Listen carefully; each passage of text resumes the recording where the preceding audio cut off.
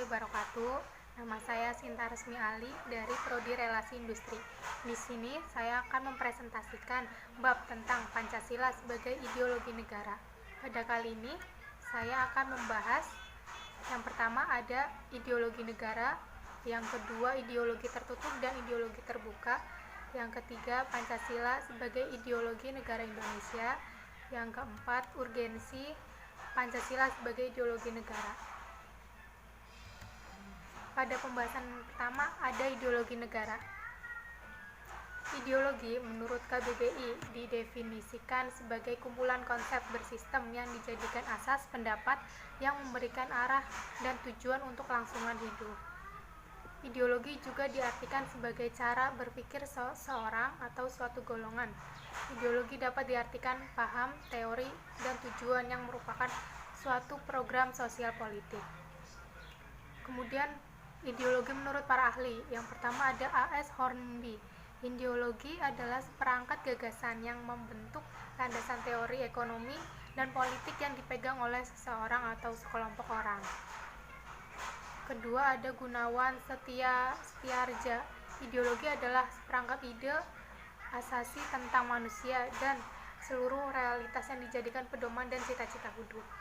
Jadi dapat disimpulkan bahwa ideologi negara adalah kesatuan gagasan-gagasan dasar yang disusun secara sistematis yang mendasari cara hidup dan bertingkah laku masyarakat dalam kehidupannya, baik secara individu, secara sosial, maupun dalam kehidupan bernegara. Yang kedua, ada ideologi tertutup dan ideologi terbuka. Ideologi tertutup. Ideologi tertutup adalah ideologi yang bersifat mutlak. Dengan kata lain, ideologi tertutup ini merupakan ajaran atau pandangan atau filsafat yang menentukan tujuan-tujuan dan norma-norma politik dan sosial yang ditasbihkan sebagai kebenaran dan yang tidak boleh dipersoalkan lagi, melainkan harus diterima sebagai sesuatu yang sudah jadi dan harus dipatuhi. Ciri-ciri ideologi tertutup yang pertama, bukan merupakan cita-cita yang sudah hidup dalam masyarakat, melainkan cita-cita sebuah kelompok yang digunakan sebagai dasar untuk mengubah masyarakat. Jadi nilai-nilainya ini bukan digali dari masyarakat yang melainkan dari sekelompok masyarakat yang diambil dari sekelompok masyarakat dan dijadikan sebuah ideologi dan harus dipatuhi oleh seluruh anggotanya. Kemudian ada yang kedua, terdiri atas tuntutan konkret dan operasional yang diajukan secara mutlak. Yang ketiga, pluralisme atau keberagaman pandangan dan kebudayaan ditiadakan, hak asasi tidak dihormati. Yang keempat, kepercayaan dan kesetiaan ideologis yang kaku.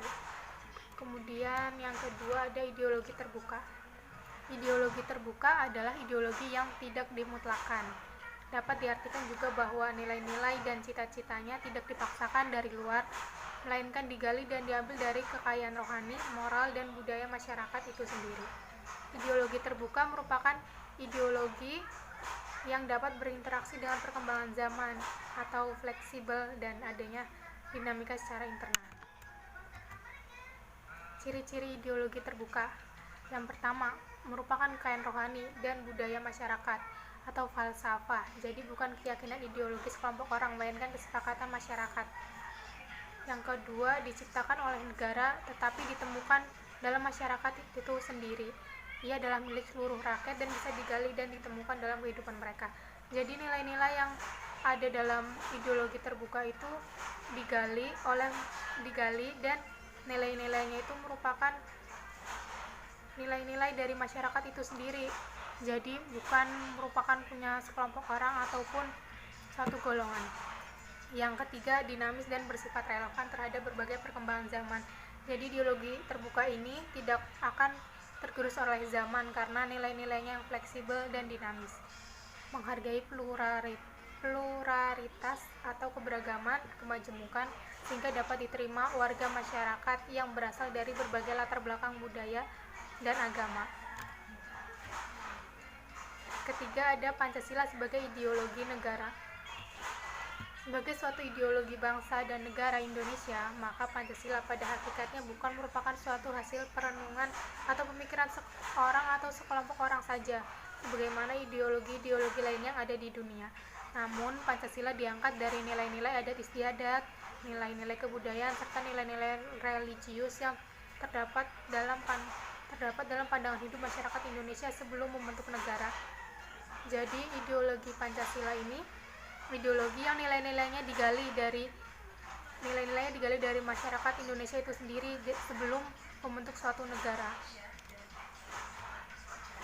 Pancasila sebagai ideologi terbuka. Pancasila merupakan milik semua masyarakat Indonesia. Isi yang terkandung di dalam Pancasila bersifat fleksibel, dapat diikuti atau dimengerti oleh setiap generasi bangsa tanpa harus mengubah isi dari Pancasila. Dan Pancasila juga dapat disesuaikan dengan perkembangan zaman, sehingga Pancasila merupakan ideologi yang relevan dan aktual. Pancasila menghargai pluralitas atau keberagaman. Perumusan Pancasila dicapai justru juga karena didorong oleh semangat untuk tetap menghargai keberagaman atau pluralitas itu sendiri.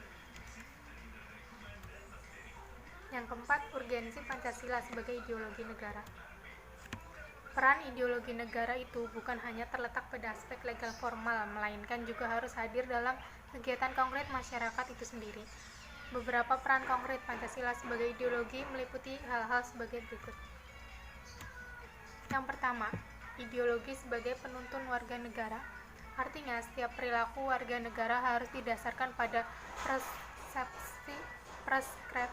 preskripsi normal. Sebagai contoh kasus, narkoba yang merebak di kalangan generasi muda menunjukkan bahwa preskripsi moral ideologi belum disadari kehadirannya. Oleh karena itu, perlu norma-norma penuntut yang lebih jelas baik dalam bentuk persuasif, himbauan maupun penjabaran nilai-nilai Pancasila ke dalam produk hukum yang memberikan rambu yang jelas dan hukuman yang setimpal bagi pelanggarnya.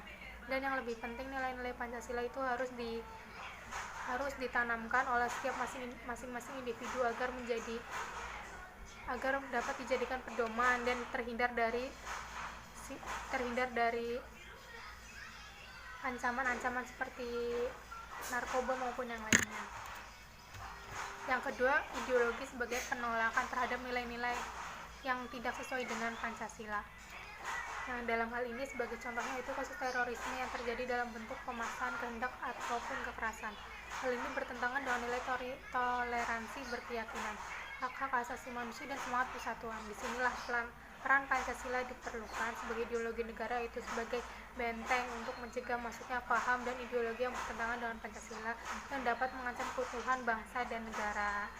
Oleh karena itu, mengapa nilai-nilai Pancasila harus ditanamkan di setiap individu dalam negara Indonesia.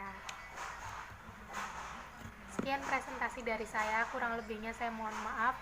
Assalamualaikum warahmatullahi wabarakatuh.